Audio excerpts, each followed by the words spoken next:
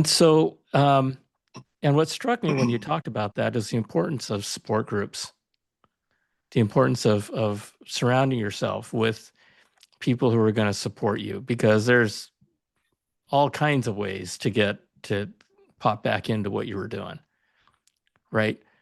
Um, how do people do that? How do people find people to uh, support them? I love this question because it's not easy. It can be very challenging, especially if Right? the only people you know are in the game, so to speak, right? They do what you do, which is hustling Exactly. drugs and theft and beating people up for money and things like that. And it can be scary. I've had patients that want to do better, but were terrified because that's the only life they know. It's I have like a it's 50. like it's like that bucket of crabs, Yes, right? It's yes. like you see one crab trying to get out of the bucket, and all of a sudden the other one's latch onto him and pull him back down. Mhm. And that's what I kind of envision when I think of people who are in that kind of an environment who do want to get out of that bucket.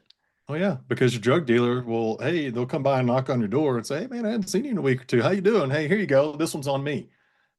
They just gave it to you for free. Well, why'd they do that? Because they know as soon as you use it, then tonight or tomorrow you're calling back and you're spending money with them again.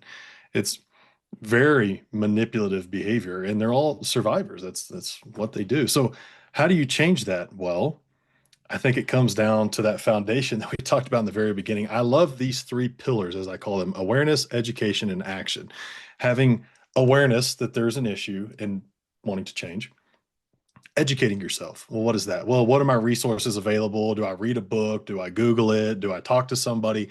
What are my options that are out there? But then this leads me to one of my favorite quotes: knowledge is not power. Everybody says, well, knowledge is power. No, it's not. It's potential power. Knowledge is potential power. You have to actually implement. You have to take actions. That's the third pillar, taking that next step: implementation, action, whatever words you want to use. So knowledge, You education, bet. action. So you got to And put by the yourself. way, and by the way, folks who are listening to this, that applies to just about everything in life. That's exactly right. Right? I mean, Yes. becoming aware of what's going on and educating yourself on what's going on and taking action based on what you learn and what you see.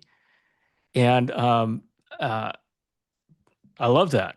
I Thank you. love that. Thank you. Awareness, education, and action. And you nailed it. It's for anything. You want to buy a house? First time homeowner, right? Those are going to apply. I already used getting back in shape